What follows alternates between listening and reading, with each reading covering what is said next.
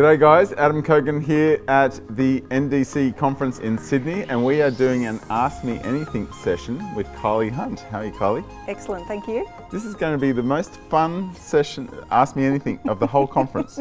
We're not going to talk about C# or anything like that. Nope. We're going to talk about, and I've got a series of questions here for you, about happiness a little bit. In the workplace, yes. Yes, in the workplace. So, just recapping from our last discussion, last time we spoke, we talked about the 5 love languages. We did. And I was just wondering if you can refresh me, but I do remember touch. So we'll just clarify that. They were the 5 love languages in the workplace, or the 5 languages of appreciation in the workplace. Yes. As much as I love you, Adam, we'll just clarify that. And touch, acts of service, tangible gifts, yep. Words of affirmation, and the 5th one, which this is why I carry the book with me, because I can't remember them off the top of my head either. Quality time. Quality time. Okay. Yes. I'm pretty good at most of those. Most. I think. We're working on them. I know that my love language is different to my wife's love language. Yes. But I also need to know the different love languages of employees at work. And employees should know the love languages of colleagues. Words of appreciation. Yes. Nice. Words of appreciation. All right, anyway, let's move on about employee happiness in the workplace. Yep. Okay, so you just did a session on crappy to happy. Yes. If I am unhappy at work, yep. How do I fix that? Quit? What makes you unhappy? No, I'm not unhappy, but if someone is unhappy at work. I don't think you could ever be unhappy at work, Adam. Yes, yeah. Don't use source control, you can set me off. Waste some work, not always happy. So what I looked at in this session at NDC was 4 particular challenges. The first was dealing with a crappy boss. Okay. Strategies to tackle unfairness. Yes. Dealing with workplace change. Okay. And trying to get a better work-life balance or work-life blend integration. All right, okay, that one's not as important, right? Okay. Adam? So, okay, let's talk about the first one. Yep. So, a bad boss. Yes. If you have a bad boss, can you make him better? Depends what kind of bad boss they are. Okay. There are essentially 3 bad bosses. There are the bosses that, and actually I'll take a step back. When we're talking about a bad boss, we're talking about someone that makes you feel demeaned or underconfident or just makes you question yourself. And doesn't show the best side of yourself. That's right, and it's a persistent pattern of behaviour. So it's not just a one-off or something that happens when a person's under pressure. This is a persistent pattern of behaviour that we're talking about.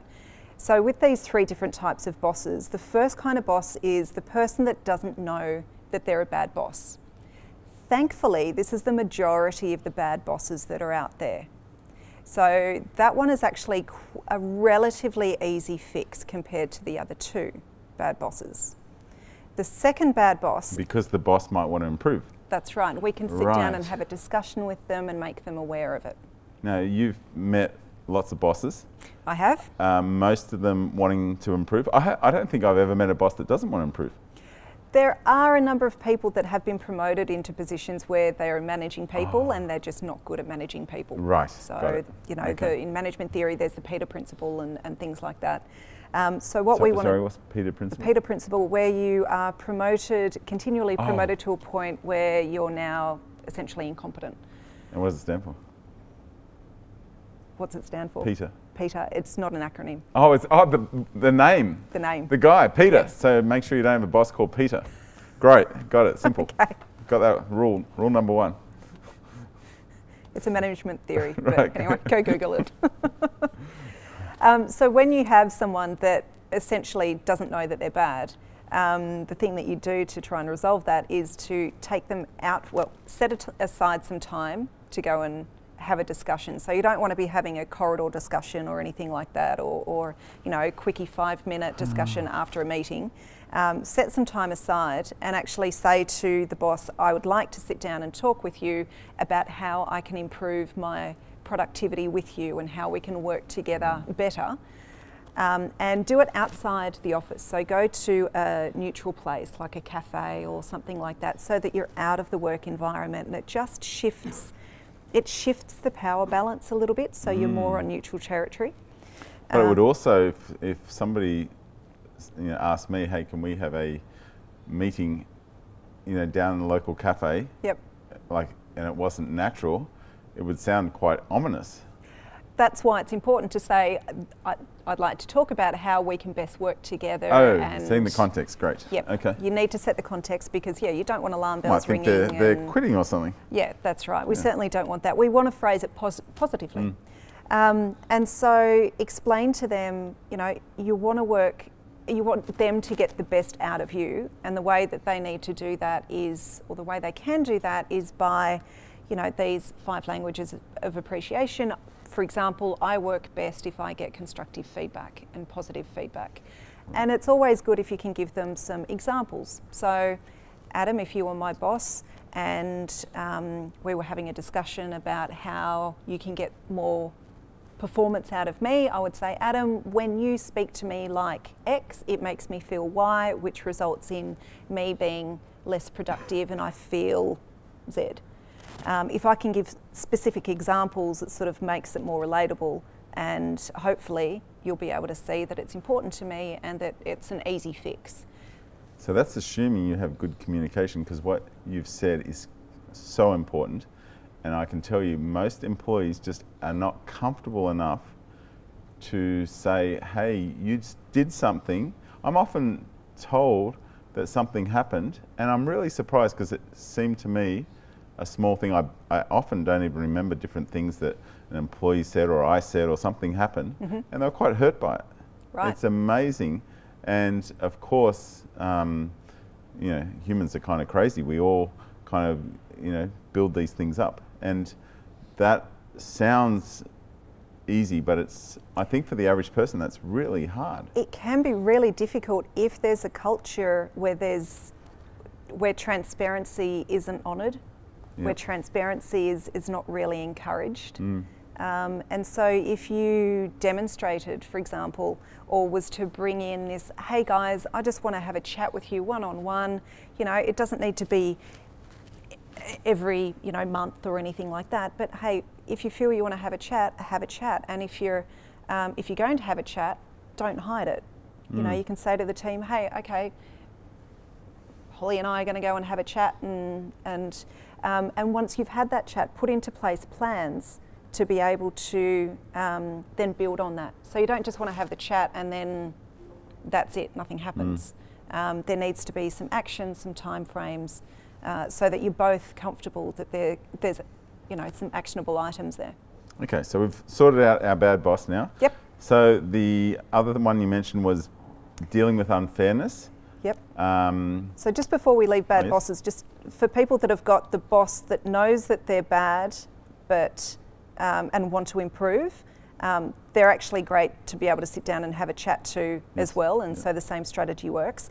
And just on that third boss that doesn't care either way, if they're good or bad, run. Run. Oh yeah, quit. Just there's not much that we can do in those instances, and unfortunately a number of politicians are coming to mind. I'd hate for them to be my boss, but there's really not much that we can do to change people's behaviour in that respect. So, okay. Sorry, second so element. Moving on to unfairness. Yep. Employees are really upset when they see different treatment, or they perceive, This is a really hard one, because everybody's different, and some like I know some of the guys really care about certain things, and they all care about often different things, and you want to be fair and consistent, but you also want to go out of your way for the things they really care about. It's a really challenging topic, which is why I wanted to cover it in my talk today. And it's challenging because unfairness is one of the most demotivating factors in the workplace. Yeah. And it's demotivating because we're all human, and we've got this unconscious bias that happens. You know, we're exposed to 40 million pieces of information at any one time. Sorry, 11 million pieces of information at any one time, yet consciously we can only distill about 40 pieces. Is that 11 million a real number? 11 million. From yeah. where? Google at work. There's Google have got this amazing workshop that they've provided to their employees, and there's a video available online called Unconscious Bias at Work, and it's on the Google at Work website, and they talk about this, and the delta is this unconscious bias. So in my talk I walked around the audience and had a bag that had Tim Tams, Vegemite and one free ticket to PubConf.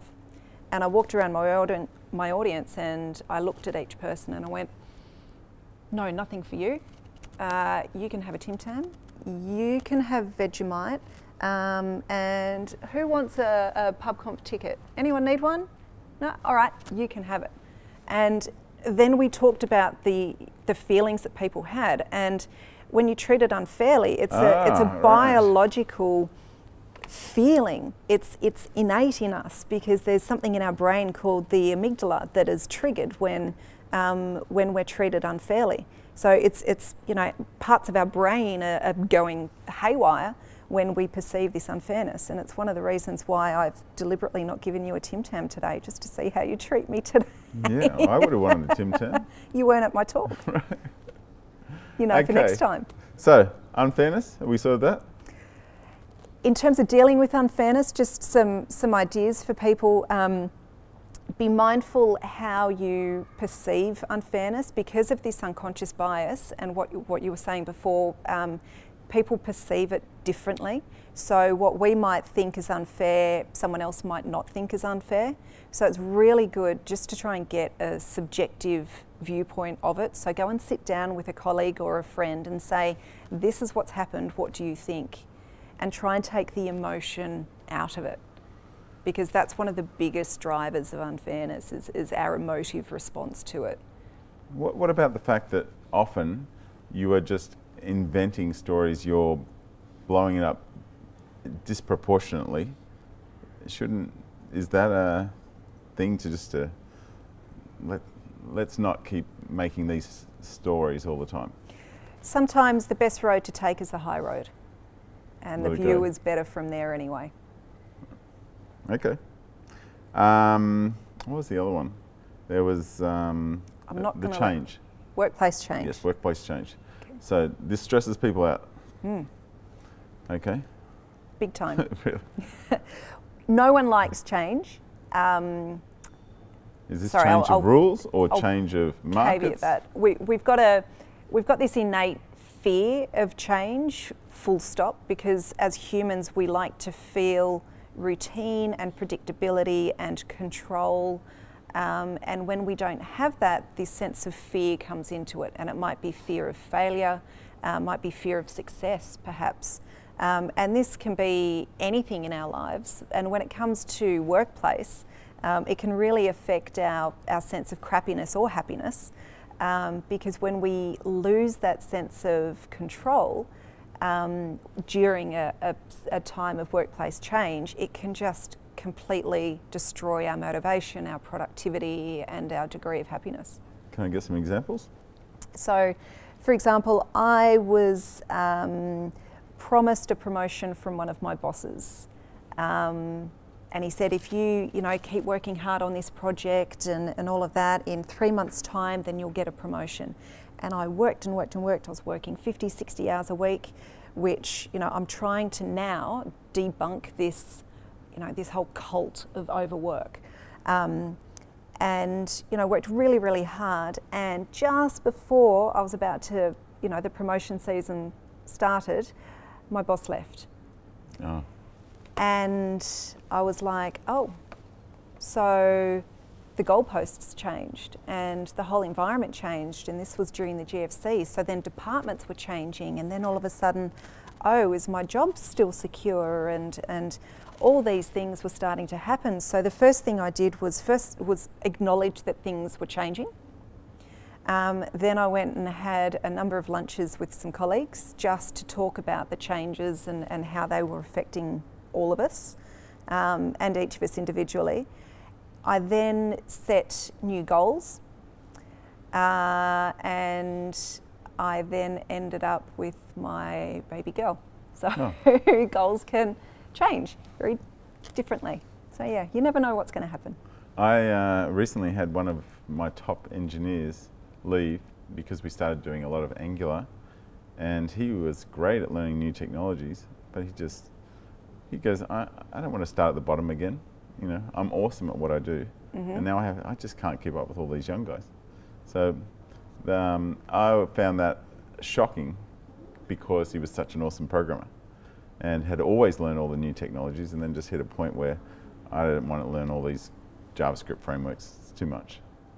Yeah. So he left? He left and he went to a company that did, you know, the old technologies, which I thought, wow, that's not like you. You've always wanted to be ahead. But you get it to a point where I guess maybe as you get older, you know, I don't need all that. Which is probably a good segue into this work-life balance issue, because I'm not going to let you go on that, because during our lives things do change, our priorities do change because of the circumstances, whether we're in the early parts of our career or once we have, if we want to have kids, they enter into the equation, if we want to travel, and then, you know, when we're established and we've got a mortgage or then heading into retirement. All of these provide different motivations, and so during our career, our motivations are different, and our what we want to get out of our career does change, and that's also one of the reasons why sometimes we see women not wanting to. No, actually, I won't bring in that because that'll be a whole different segue. But going back to the work-life integration, it's something that we need to look at, because the umbilical cord to work is longer than it's ever been. Right? We can go halfway around the world on holiday and we can still be tethered to work through our smartphones and things. So that's voluntary. Well, you say it's voluntary, but there's an expectation that's set within companies that you're always contactable, and that comes down to I watched an episode of Dr. Phil, and he said you teach people how to treat you. That comes down to the company culture as well. What do you do when you go on holidays? Are you contactable? Fairly, yes. What message is that sending your staff? That I'm willing to unblock them. So what do you expect from your staff when the staff go on holidays? Only respond if it's urgent. So they still need to check to see if messages are urgent? Yeah, every couple of days, I'd say. Is that bad?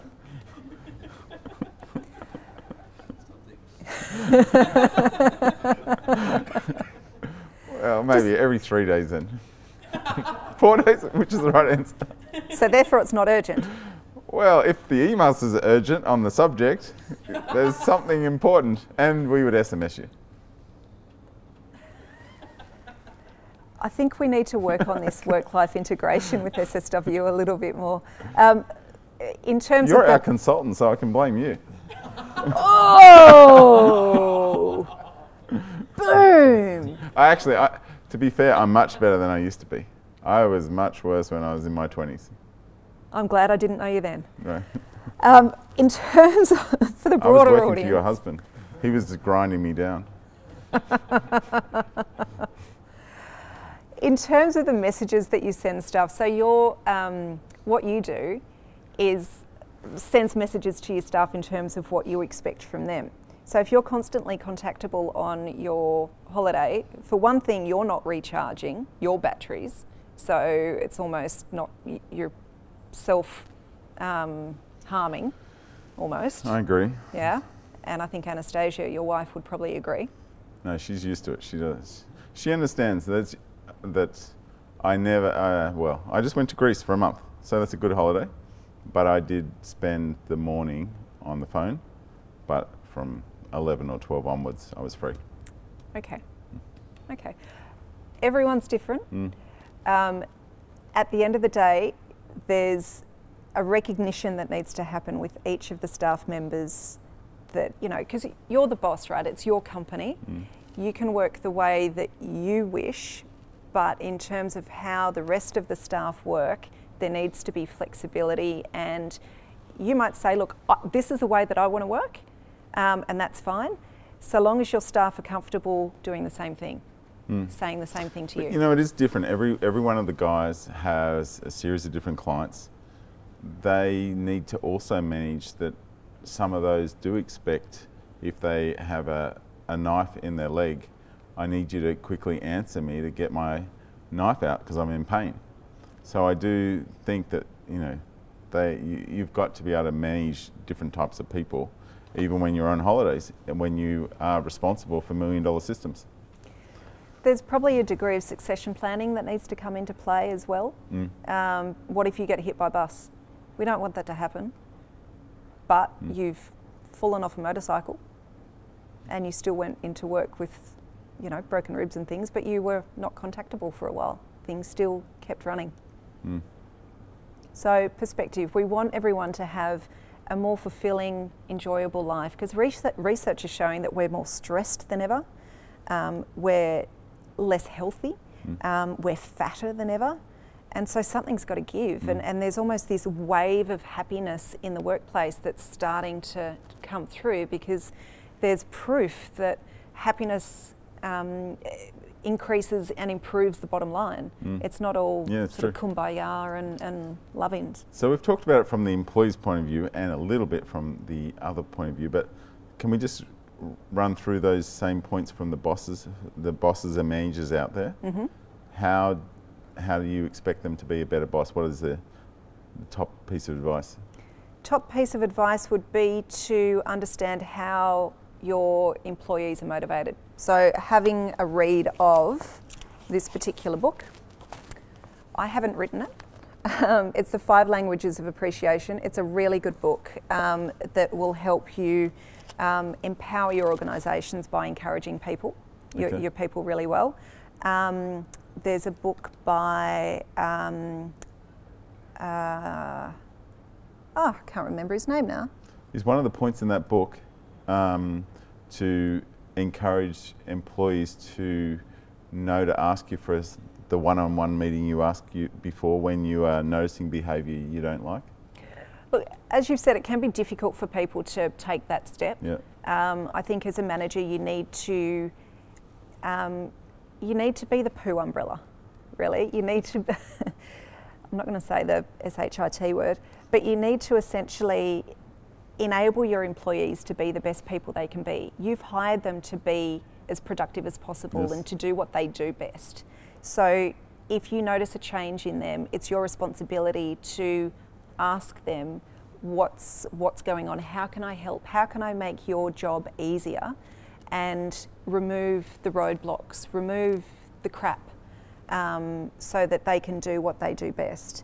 And a good manager will be proactive in that and won't necessarily wait for the employee to put up their hand. They will see the roadblocks that are inherent in pretty much all organisations and seek to remove those as much as possible. Okay, and what's the poo umbrella? The poo umbrella, I think Damien Brady did a really good presentation on this one year. He was talking about managers essentially holding the umbrella so that all the crap that can happen from above in an organisation is managed by the people manager, so that the people that are under the manager, that are under the umbrella, don't need to deal with all that crap that happens. Okay. Does that make sense? Yes. Yeah? Yeah, a little bit like a scrum master of a team, protecting the team so they can keep working properly. Yes. Okay, all right. And for a boss, what advice do you have to stop being unfair? Treat everyone the same? Education is key.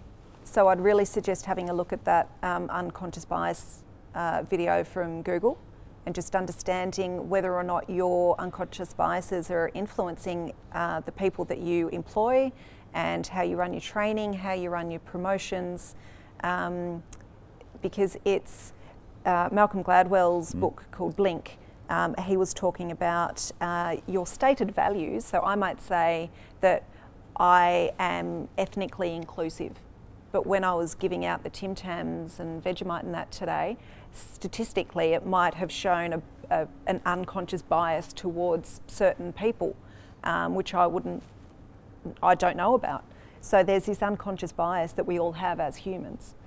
So being mindful of that, you might not think you're treating people unfairly, but being mindful that you might be and just looking at things from a more objective perspective will certainly help with that.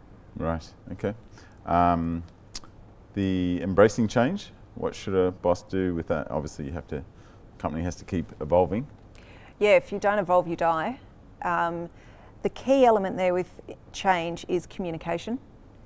There's got to be a purpose. So if you just say things are changing, people aren't really going to get on board. If we say things are changing because of this greater purpose, and then if we also give people the ability to be part of that change, then the change is going to be a lot smoother. But communication is the absolute key. And is it, do you advise doing it similar to the way we do it at SSW with just a company meeting in that style, or is there better ways? It really depends on the culture of the company. I would suggest not doing it by email and just expecting people to have read it, because not everyone reads emails. So town hall meetings and things like that are great because you can get the message across that you want. But then we also need to have other forums to be able to receive information, the other way from employees, because not everyone's going to be comfortable putting up their hand, for example, in front of a room full of people. Yeah. So maybe there can be some side meetings or things like that can take place as well. So there's got to be a variety of communication methods to be able to accommodate the variety of people. And bosses, for work-life balance, what do you advise? Be a good example. Be a good example. That's a good advice. I'm looking at you. And hard. All right, let's move on. Happy teams. You want to have happy teams at work. Yep. You want them to be friendly. How do you encourage this? Okay. One of the key elements of happiness at work is trying to have friendly teams. People that have got best friends at work are statistically 50% happier. So it's great because you feel that someone's got your back, and that you can talk to someone and confide in someone. So really trying to encourage that social element is a fabulous way of trying to boost morale and integrate teams. So when you see, as a boss, when you see people standing by the water cooler, for example, don't poo-poo it. It can actually be a great way of trying to get people to get to know each other. Also, with team building, it's important that people understand the way the different team members work as well. So that's where these 5 languages of appreciation can come into play again. And probably another element is just understanding people's strengths and weaknesses. Well, not necessarily weaknesses, but things that people don't do as well. It's more important that we focus on people's strengths than trying to develop their weaknesses, because you'll get more out of people's strengths. And it's true that a soldier doesn't die for his country; he dies for, the soldier next to him. That's right. And similar. Yep. Culture, company culture. It's such an important thing. How do you define culture? How do you improve culture at a company? How do you define culture? When I go in and speak to companies about their happiness levels or how we can increase productivity, I generally do a walk around the office and I have a look at the activity. So is there chatter? Right. Is it quiet? Are there lots of things up on the walls? Is it really neat? Are things working? Are they not working? Is there a sense of pride? Is there nice sunlight or is it dark? Are people working together or separately? Are there different work settings? All sorts of things. And then, are they on the phone a lot, or what type of work are they doing? Are they in different meeting rooms? So there's all sorts of things that I look at that can help explain to a degree what the culture is, and it might not be what you want the culture to be. So there's kind of two elements to it. In terms of what the culture currently is, so doing that walk around, and I suggest all leaders do this on a semi-regular basis, just being able to walk around the office, get a feel, just get the pulse of the company.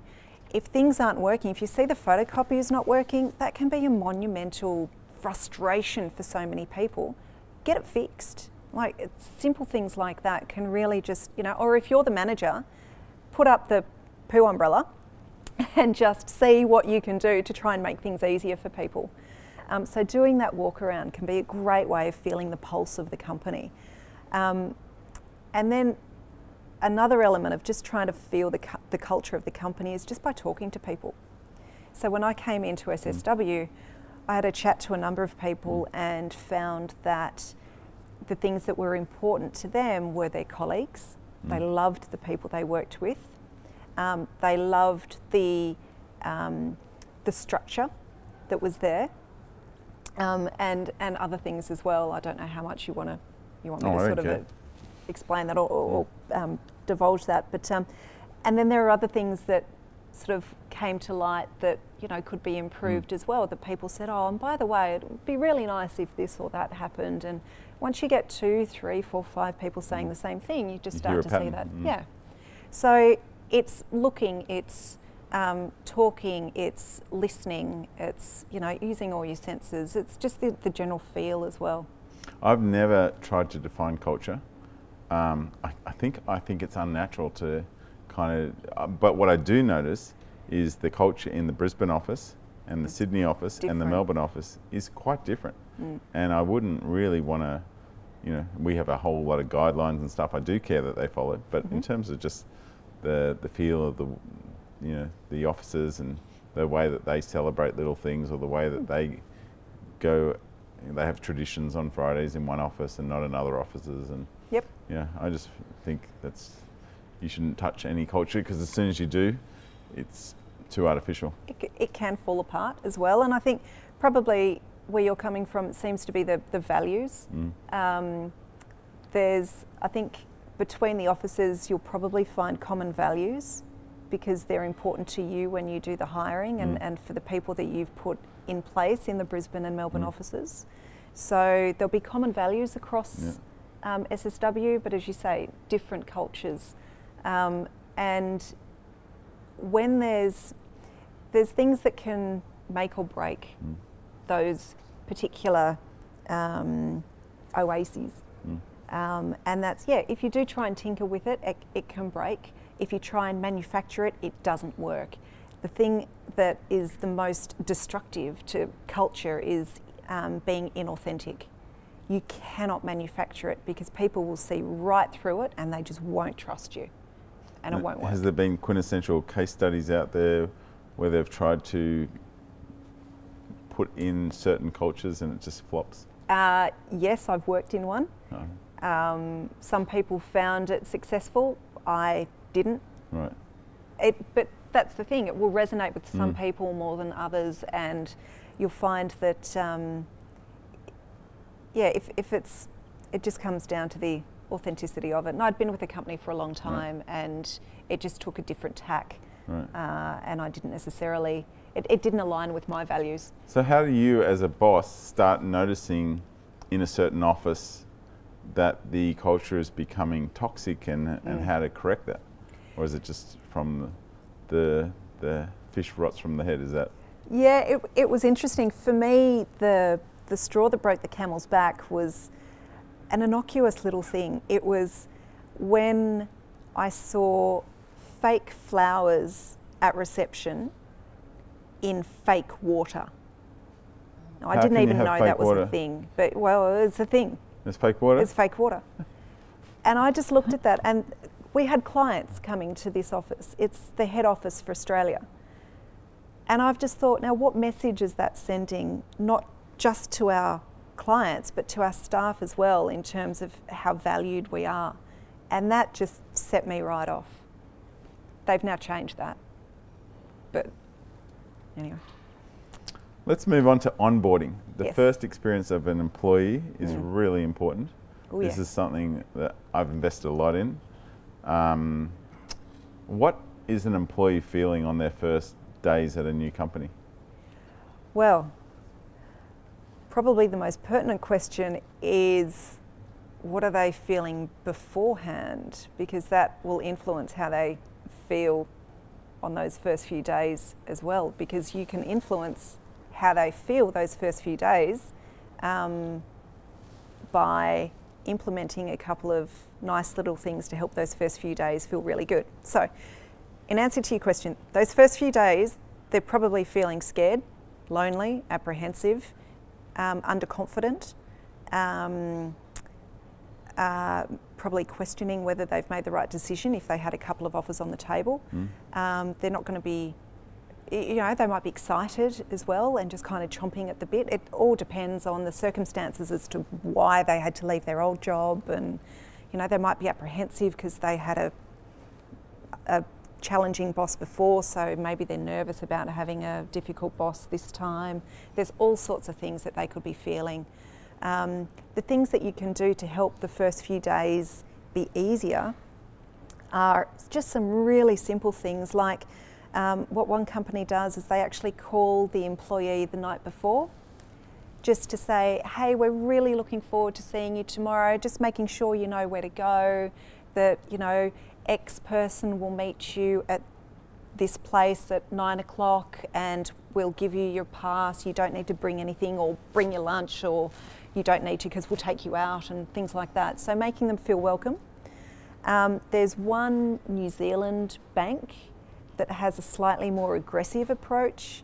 They actually send out the welcome pack to the new employee whilst they're still in their old job, and it's branded and everything. So they send the laptop, their new business cards, phone, everything.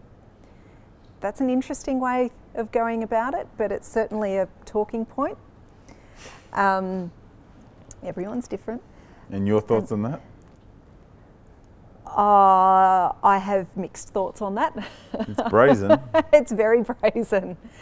Yeah, it's not something I would openly encourage, but if that's the kind of value and culture they want to promote, that's a great way to do it. I can imagine that backfiring with a series of other companies doing the same to them. Yes. Yeah. Yeah. So, you know, there are different things that you can do. And on day one, you know, well, Ernst & Young, for example, before day one, they actually provide the employee with a virtual tour of the office. So the employee actually knows a little bit about where to go and things like that, so it doesn't feel so new.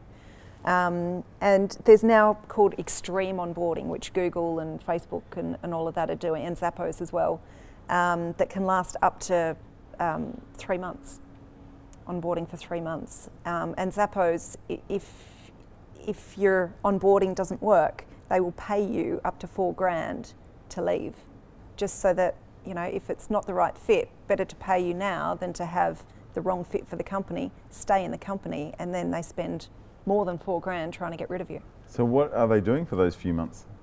So they're doing things like, some great examples are having meetings with other new employees to share experiences. So you have sort of onboarding workshops.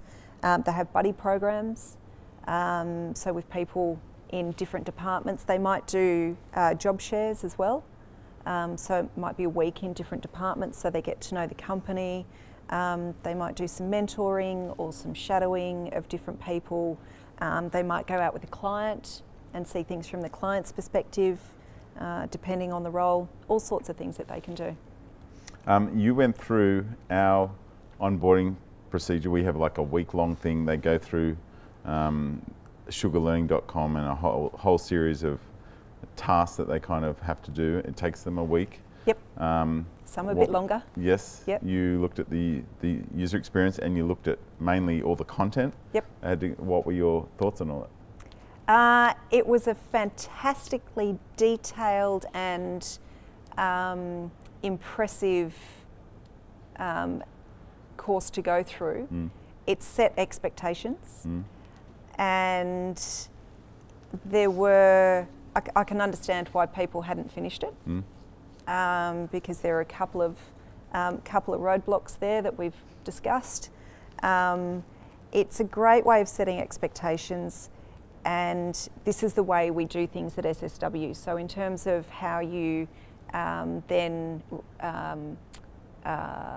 communicate with clients, it's, you know, the client's getting the same thing no matter which office you go to.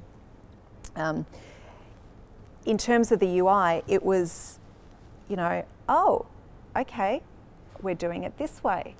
Right, this is the only way to do it. Okay, some people love it. Some people, it was sort of rubbing up the wrong way a little bit. But then having a degree of transparency around this is why we're doing it this way, and just explaining things a little bit more was such a benefit, and I think has really helped that. One of the things I'm not sure is a good thing or a bad thing is when they say after the first week they're exhausted. You know, I know it's you, hardcore, Adam. Yeah. You would love to hear that people are exhausted after their first week. I think, look. Well, I'm not sure if it's a good thing. You know, at least they find out very quickly about the warts and all of it, everything and how we want to work. But yeah, there's no dilly-dallying at SSW. It's not much fun to be a confronting first experience. It's not what it's designed for, but it's kind of how it is. It is confronting, but that's where I think a number of other onboarding elements, like giving the phone call the night before, or having their desk set up already for them and having everything working. That doesn't always happen, particularly in corporate environments. Taking them out for lunch, you know, so that yes, you are expecting them to do a lot of the hardcore stuff, and you know, mentally I can understand they're exhausted because there is a lot of information to absorb.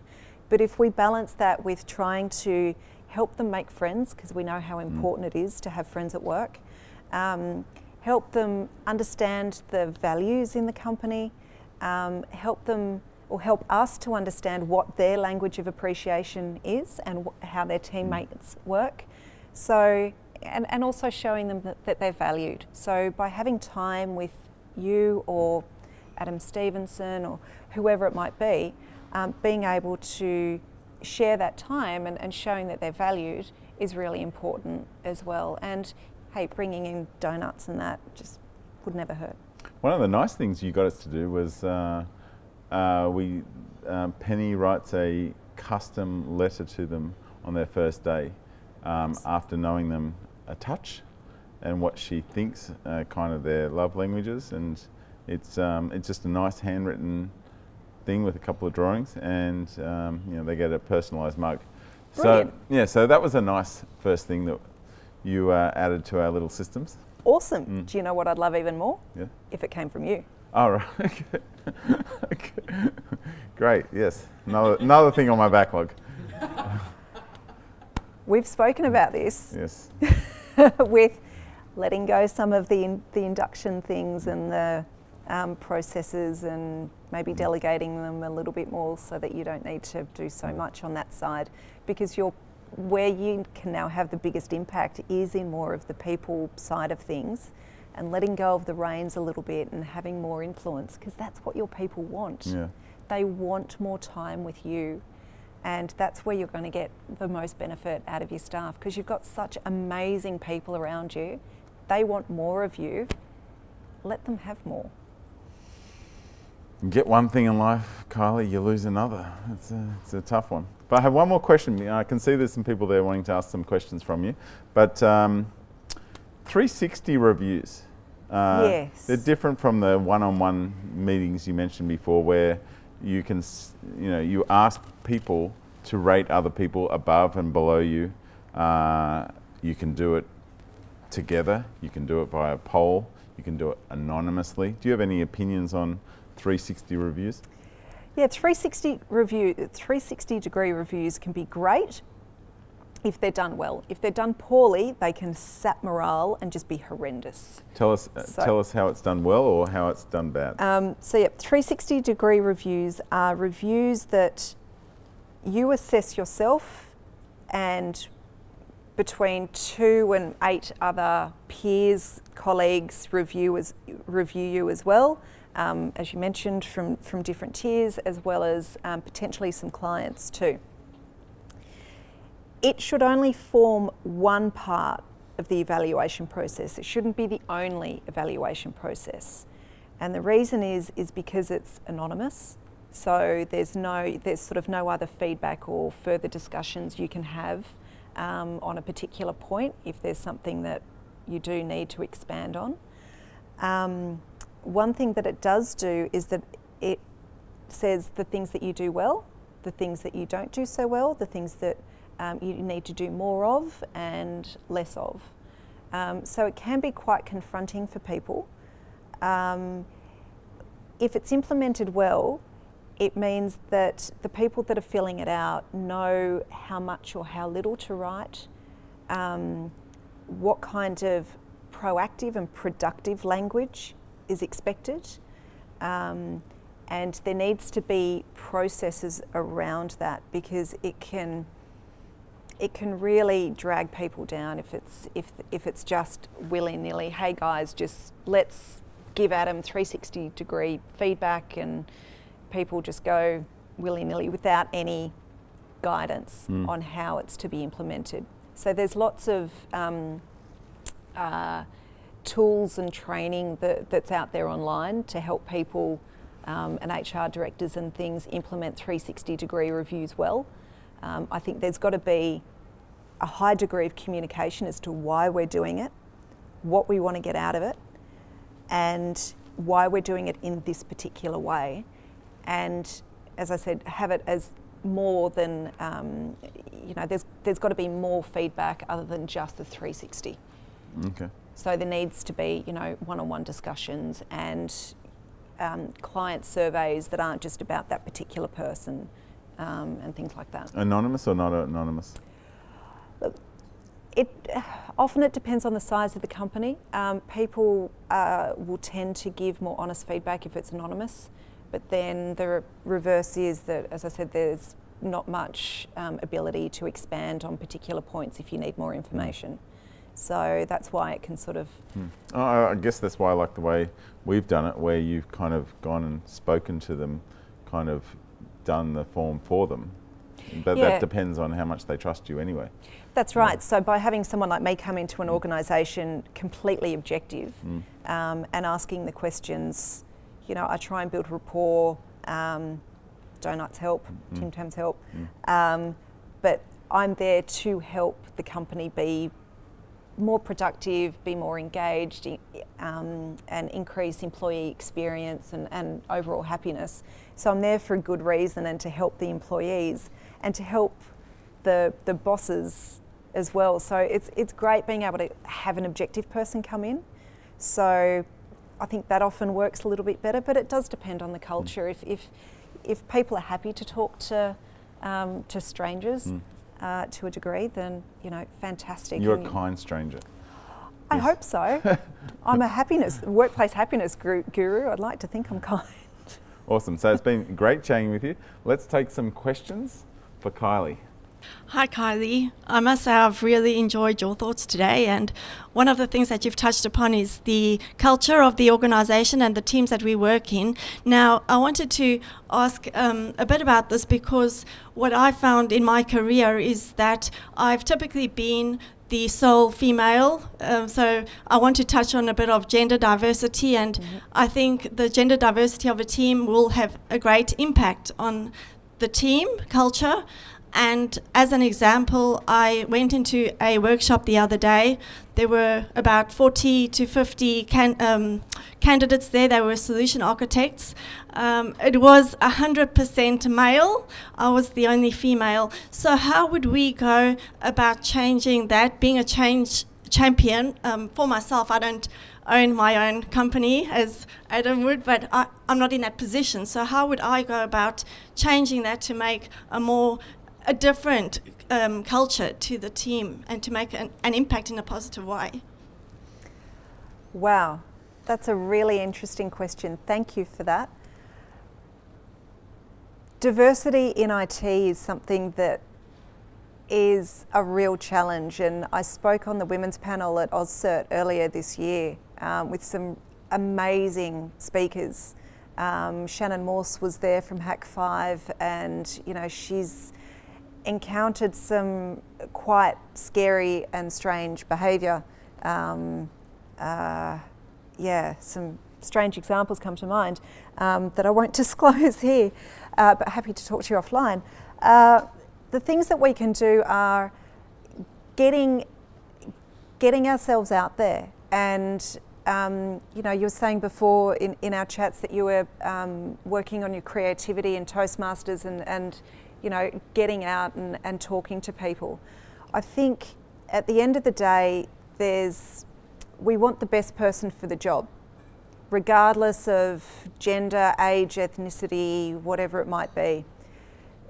Women are probably not in tech as much because traditionally it has been seen as more of a male-dominated industry. Things are now starting to change, and there's a degree of increased flexibility, which is what generally women need if they have children and are the traditional child rearers. I'm saying these are sort of more the traditional roles, and it's not always the case. If we are to make a difference, I think we need to encourage things like paternity leave, flexibility for more of the male roles as well. It's not just a women's issue, it's everyone's issue. We need to find the best person for the job, and if it happens to be a woman and okay, she has a baby, great, go off, have a baby, come back. Let's help her come back and encourage her to, you know, stay on top of things if she's able to maybe do some training while she's away or something if she wants to. So it's all about having the opportunity to do what we need to do as females if we do want to go down the family route, because it's often the family route that challenges our careers. That's right. And I think one of the things that some people would take is not to discuss some of those things, where those meetings that you talked about in the beginning about, you know, let's go and have a coffee and talk about some of this, you know, I'm having a baby, planning on having a baby, I'm hoping to work a couple of days from home, I think I can do this, I'll have this support, you know, just bring it up so that there's no fear, uncertainty and doubt about the whole situation. Yeah, we don't want it to be an issue, and I think the more that we talk about it, the less of an issue it will become, because it becomes more mainstream. Yeah. The other question, I've got a couple of questions, so I'm going to take this opportunity. One of the things is I've had managers in the past that think it's great to walk past my desk and wink at me, and I've had scenarios like that, and comment on my hair colour, things like that. How should we go about dealing with that in a sensitive way and in the correct way? Depending on the particular person and scenario, I would take that person aside and say to them quietly and privately, I don't feel comfortable with this. Yeah, and those are typically our like in the past it has actually been a manager of mine or managers, so people that are in a position of authority over me, so that also makes it a bit more tricky to deal with. So yes, I think there is actually quite a big topic that we could actually discuss, and just ideas for future talks. There's quite a bit there. One of the other things is the gender pay gap. Now I know Could I just interject just on the last one?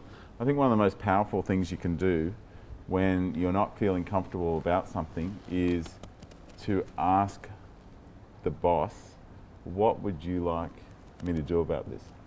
So, because you're forcing him to think about the problem. Like, just to accuse him, you know, you make me feel like this, or you're doing this. I think it's better to say, you know, when you make jokes about my hair, I don't feel great, but I'm not sure what I should do about that. And now he's forced to think, oh, right, what should you do about this? You know, I think that's just the most disarming way of answering that. Yeah, okay, that's great, thank you. The other question is, I know for a fact that my male peers I have known in the past that they have been getting paid more than me for the same role. And so how do we go about, I've tried to tackle this on my own the past few 10 years, and what I find is that the managers come and go. Sometimes I will have somebody that will be a champion for me in this case, but not always. Sometimes it's not right there on the top of their agenda. And so how do we, for me, I don't want to go and have a conversation with my manager, nothing gets done, and then I have to go and have a repeat conversation. It's not a great conversation to have. And it's a conversation that the men sometimes, with all due respect, seem to have less. I'm not sure. So it's just one of those topics for me, and how should we go about that as well? That's a challenge, and one that I'll try and deal with as succinctly as possible.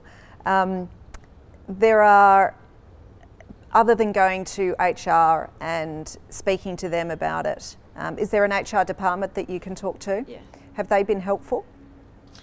This is a conversation I've had with my managers over the years. I haven't escalated it to the HR department because I guess I was under the impression that they would refer me back to my manager. They are the ones that would have to approve any reviews. So I think probably the best thing to do is there are a number of government organisations that can help in these cases, and ombudsmans and things like that, if you wanted to go down that track. In the first instance, I would have a chat with HR, and they are theoretically there to help you, and there's not meant to be any discrimination or anything like that. So if you've had a chat with your manager and it hasn't gone anywhere, definitely in my mind the next step would be go and have a chat with HR, bring it up and say, this just doesn't seem fair, and see what they say. And you do want something done about it, and depending on what they say, that will determine your next steps. But by bringing it up and then by following it up in writing, saying, thank you for meeting with me and discussing this, you've then started a paper trail. So then you can keep following it up.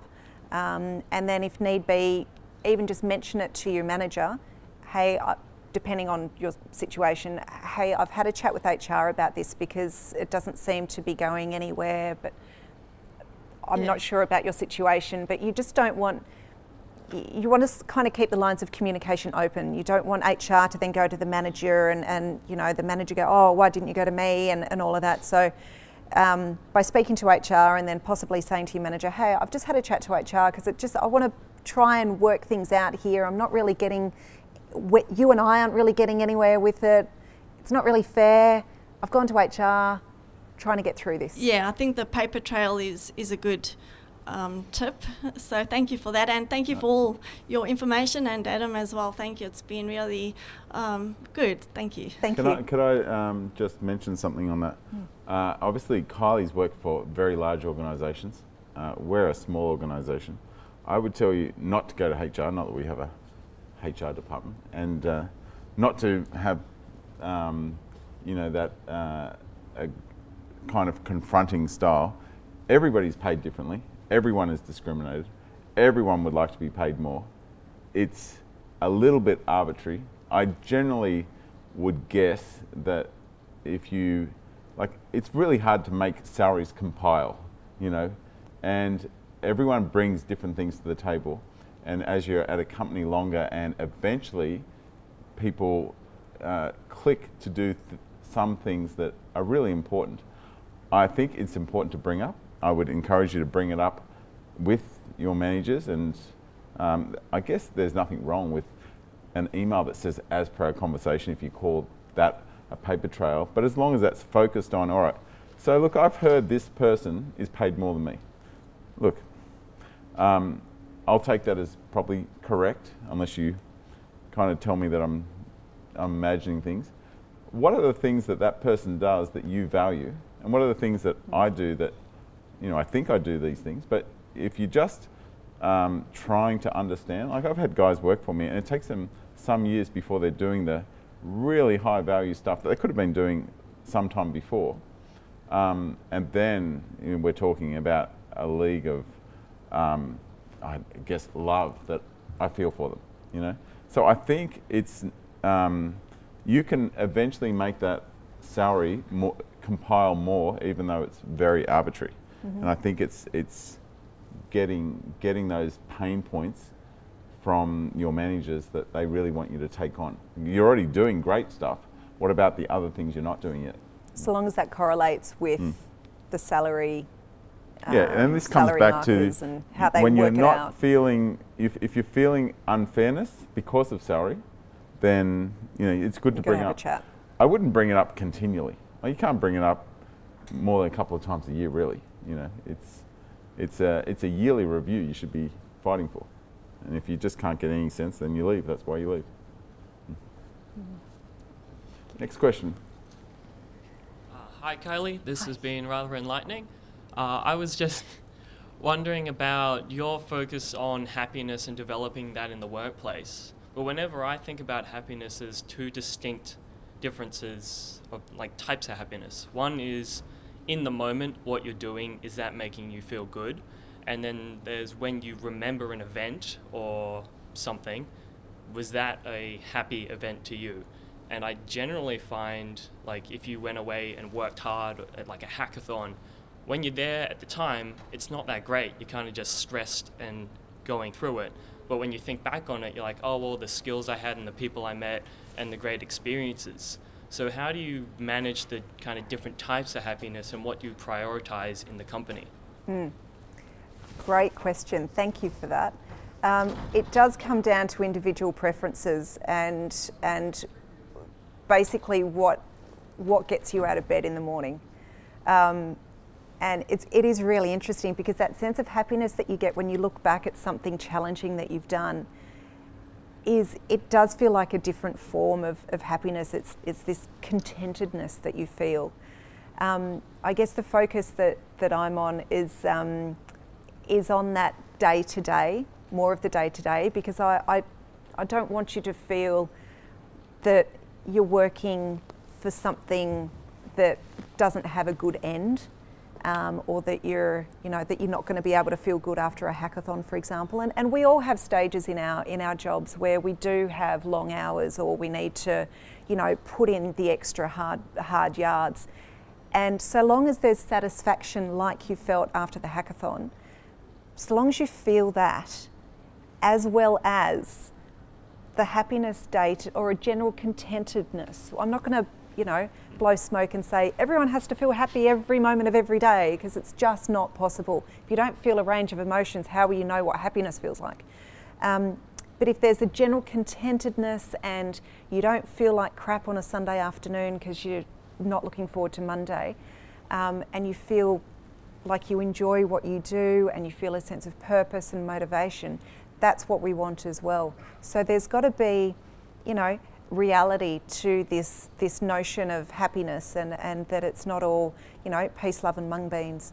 But I agree, there are the two different elements, and I do want both of those to happen. Definitely the hackathon, after you've done that challenging bit, but in terms of the everyday stuff, there's going to be different levels depending on how your life events are. Does that make sense? Yes, thanks. Thank you. Yuli. Hello, Kylie. Hello, Yuli. Hang on. Yeah. There we go. I see Troy do this all the time. So I've got a question about introverts. Yes. So we tend to do a lot of stuff together. We have like lunch times together. We go out together. Sometimes we do stuff, whatever. So Adam's not with you then? No, not but we have a couple of people who are just a different kind of personality type. They tend to keep their work and personal life very separate, right. And their personal time is very important to them, and they want to spend a lunchtime on their own because, just sort of chilling out or whatever. Or sleeping, I've heard. Yeah. Sometimes, or just, whatever it is. Yep. Should we kind of push those people to get included with the sort of group and the company culture, or is that a bit artificial? Like how? Ooh, yeah, really good question. I'd like to understand why they're not part of the group, and if it happens all the time, because we want them to feel accepted and want them to have the ability to be part of the group, even if they just sit there and watch. And you know, so long as they have the ability to feel included and get what they want out of that particular social gathering. If they're deliberately distancing themselves, then there might be other factors at play. I mean, if they're doing it continuously, be interesting to see if they rock up to the Christmas party or you know, if they feel that they have to, because we don't want them to feel that you have to go to staff events and things. So there might be some interesting things to look at in terms of their particular personalities and whether they're, you know, if a new staff member comes on board, if they might be aligned personality-wise. Maybe they don't work well with particular people. Maybe if certain people are in the office, they're scared witless and just kind of retreat. It'd be interesting to try and see any particular patterns of behaviour. I don't know. Sometimes it's good to talk about these things. Often with introverts, they might not want to talk about it and sort of draw attention to the fact that you're an introvert and hey, we're noticing that you're not here, and then they're going, oh, bugger, they're noticing and I'm a focus and all of that. I think just slowly introducing them or just giving them the ability, hey, do you want to come and join us? Or, you know, hey, I've made a cup of tea for you. You know, just little things like that so they can still feel included and part of the team. They don't necessarily need to come to you, but if you can go to them with little things, it can, you know, possibly make their day. Cool. Does that conflict with what you said before about it's super important that employees have friends at work, that they're happy when they have friends at work? It's so long as there's the right bunch of people. I mean, we can't force friendships or anything like that. No, but if there's no socialisation or no, like, doesn't that mean they're not part of the team? Not necessarily, because some people, as Yuli was suggesting, some people just want, when they go to work, they're just there for work. They're not there to socialise or chit-chat around the cooler and water cooler and stuff like that. That's fine. Your leg's getting sore. Sorry. So long as they're not excluded, I guess is what I'm saying, and they don't feel that they don't have the ability to, or they're not allowed to go out and have a coffee. We just don't want to inhibit them from doing what they want in order to be productive and happy and be able to build relationships. Does that make sense? Yes, makes good sense. Cool. All right, I've got one other question. Yes. This is a bit of a drill down. You were talking about, for instance, when Adam goes on leave and he still has to work. He chooses to work. Yeah, I kind of force him a little bit. So, he can say no. Yes, he can. But it's the same thing, like even with myself, I have 2 small children, but I took 4 days off a couple of weeks ago and it stressed me out. The fact that I had to take 4 days off because I felt like I was going to miss something, I was going to drop a ball, you know.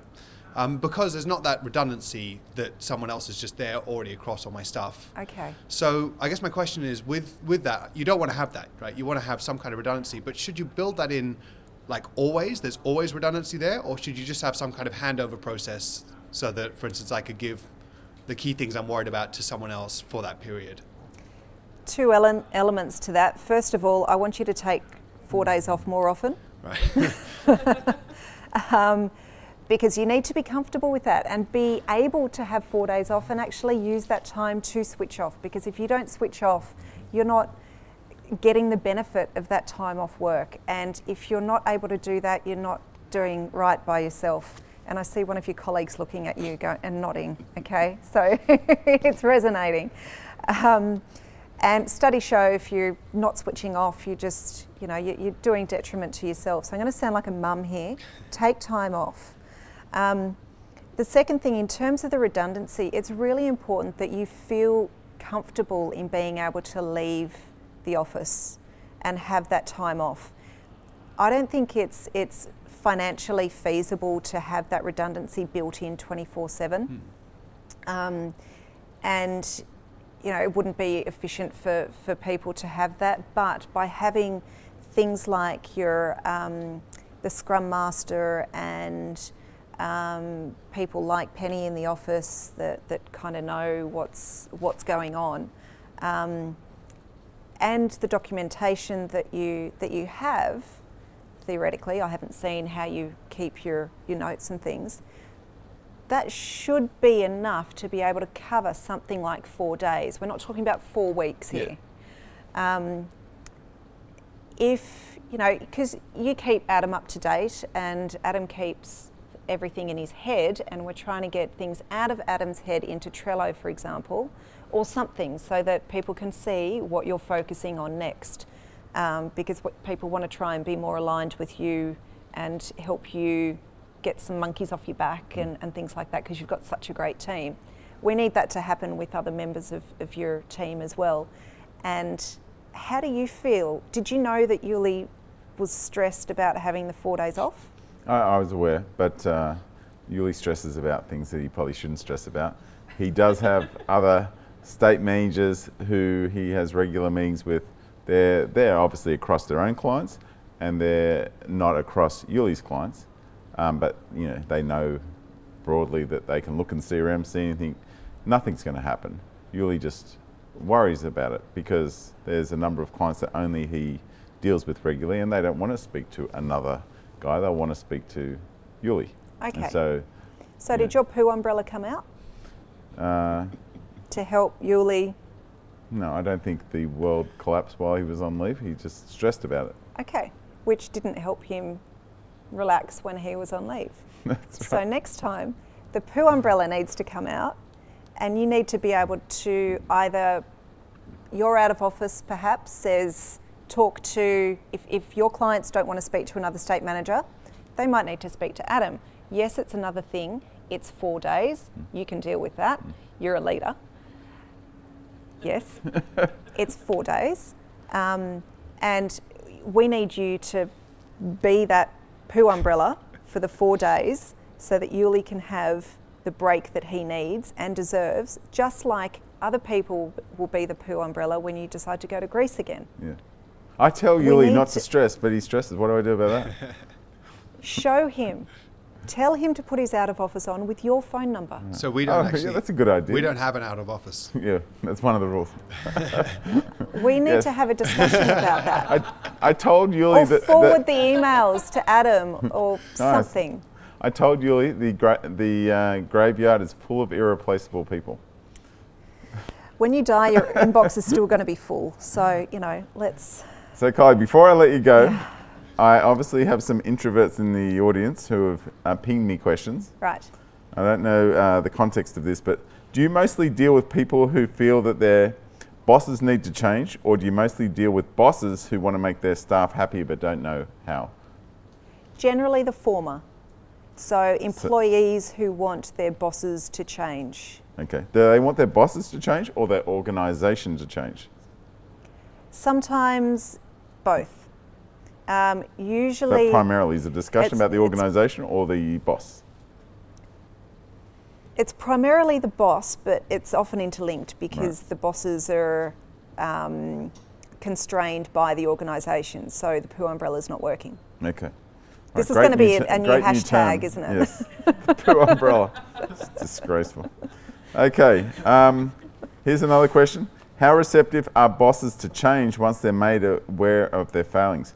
Do people really end up changing? If they want to be a good leader, yes. If they don't, no, you can talk until you're blue in the face. So, it's the same with anything that we want to change. For example, I want to try and reduce the amount of wine that I drink for health reasons. People can tell me you need to reduce the amount of wine, but I'm a mother of 2 and I'm married to Troy. I need a degree of wine in my life. He only drinks beer. I've had a discussion with you today. There's going to be wine involved tonight, okay? But only I can decide how much of a decrease is going to happen in that decision. So I want to change because I know it's the right thing. I don't want to change because you've told me I need to change. Does that make sense? Almost. Wine. Bringing in Troy. The next one is with Troy. What was the moment? So did Troy know the moment that you realised things need to change at your old job? Did he know of that moment? I think, okay, Troy's, he's here, he's back. Never went away. Bollocks. You didn't know? Didn't know it was the flowers? Didn't know what? The flowers and the fake water was the moment that she knew she never wanted to work at that organisation again. I think it was when I was in Seattle. Can you go and talk to the mic? You need some presenter skills.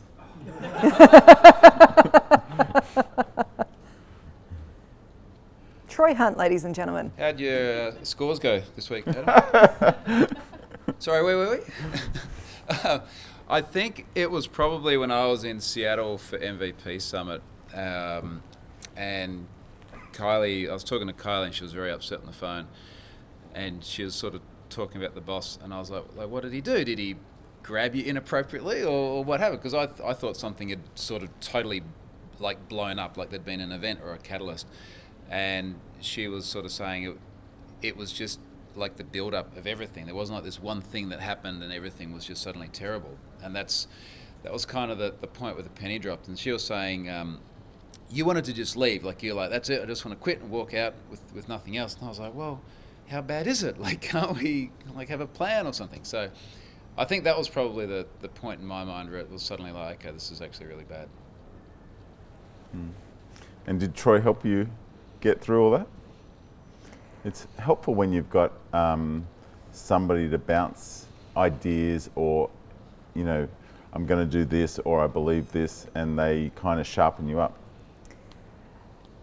I love my husband. The situation that I was in was, there's no but, honey. There's just an explanation. The situation I was in was, I had a passive-aggressive micromanager. Some people can handle that. Troy is the type of personality that can handle people like that. I'm not. That is the absolute worst concoction that I can have. So I felt belittled. I felt, and the thing is, it wasn't intentionally done. It was just the way this person was. And he was a really good professional.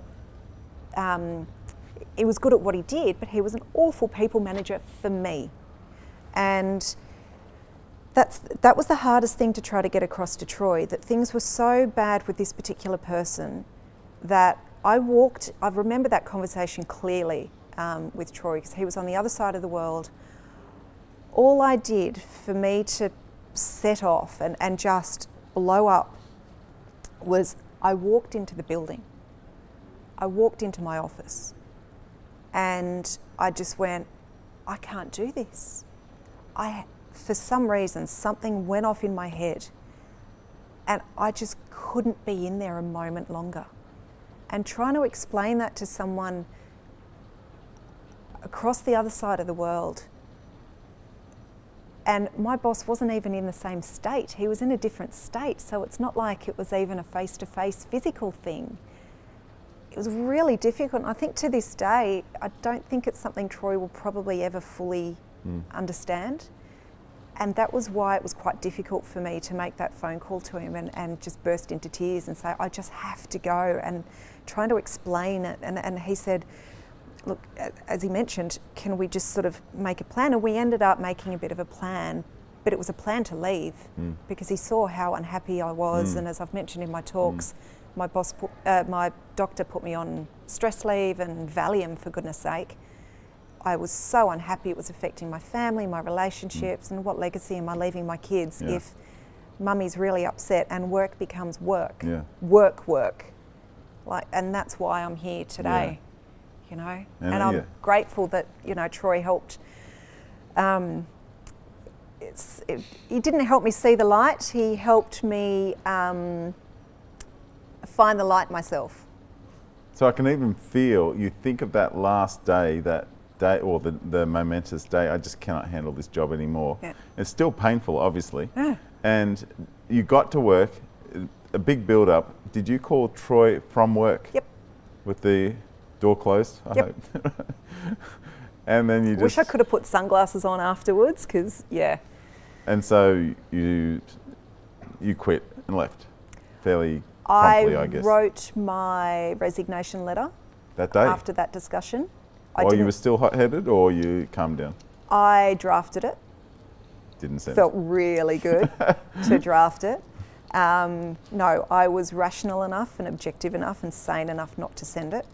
The process of drafting the resignation letter was enough at that stage. Yep.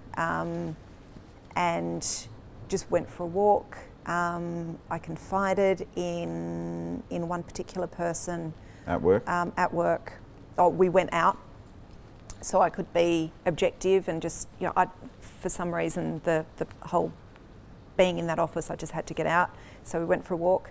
That was what I needed to do, and just trying to go through the processes as objectively as possible, because I'm a planner, and Troy's very black and white, I'm not. So being able to, we support each other as much as we can. I needed to do what I needed to do, and I'm fortunate that, we were a team in that. Just on quitting, I have some advice for quitting. Quitting via email is, I would consider poor, pathetic. Yeah. There's nothing wrong with having a conversation. We've tried it, hasn't worked out. Then we send an email as per conversation. I'm quitting, I'm going to take this much leave, I'm going to clean up these things. Yep. I'm not going to burn bridges. You don't say that, but you don't. And sometimes people come back. I've had 4 or 5 guys that have left and come back. And they've quit on good terms, and then they've come back, and sometimes they've come back quite different. Sometimes they've come back very similar. I had the discussion with my boss. It was a really, it was a challenging discussion to have, because we'd had challenging discussions before. It wasn't like it was just one thing and that. But he understood, and the thing is, it was news to his boss. She had no idea that things were bad, and I've gone, oh, really? So maybe he wasn't taking things seriously, and that. So, but look, there are other factors at play for me. But I agree, picking up the phone, having the discussion, because you never know, they could turn around and say, well, actually, yes, I've been a horrible boss to you, but I'm quitting. Right. I'm quitting too. And you can go, oh, okay, I rescind my my resignation. You never know. I wonder if that conversation has happened where, you talk to your boss and your manager and say, hey, I don't get along with you. Yeah. I actually like the company, but I'm not going to work here anymore. I'm going to quit. And they said, actually, I'm planning on quitting myself, so you should stay because I'm out of here soon. Exactly. I wonder if that happens very often. Yeah. But anyway, I can see some more questions coming in, but we'll need to end this. There's another Ask Me Anything coming up. We've got, I think, Adam Stevenson doing an interview. I have one last question. Yes. You've thought about this momentous situation you got yourself into and got yourself out of. Now you look back on it, I assume you would handle this quite differently. You've got these, dealing with bad boss. You've done a lot of thinking on this, work-life balance, unfairness, all that type of stuff. Yep. What was the major category, and how would you deal with this much better now? I don't think I'd change a thing, to be completely honest, because it's only the stuff that I've been through now that I've been through that I've been able to have the perspective I have now. And what I did after I left was I wrote my very first blog post, and it was 10 mini light bulb moments, and it was what I learned after going through that process. So that's on kyliehunt.com. And that was a really cathartic process going through that. So if anyone wants some insights in terms of what it's like to leave an unhappy job and sort of the process that I went through, have a look at that. I think, just trying to be as objective as possible, talking to people, going out for a walk and all of that. Yeah, I did what I thought was best at the time, and research, all the research that I've done now supports that. I may have done things a little bit differently, but not fundamentally. I'd still want to have the experience so that when I go and speak to people and they say, hey, this is what's happened, I'm like, well, I know how that feels. Thank you so much, Kylie. This has been a great chat. Thanks. You're so empathetic. I love how you do this. So with that, this is Adam Cogan signing off for SSW TV.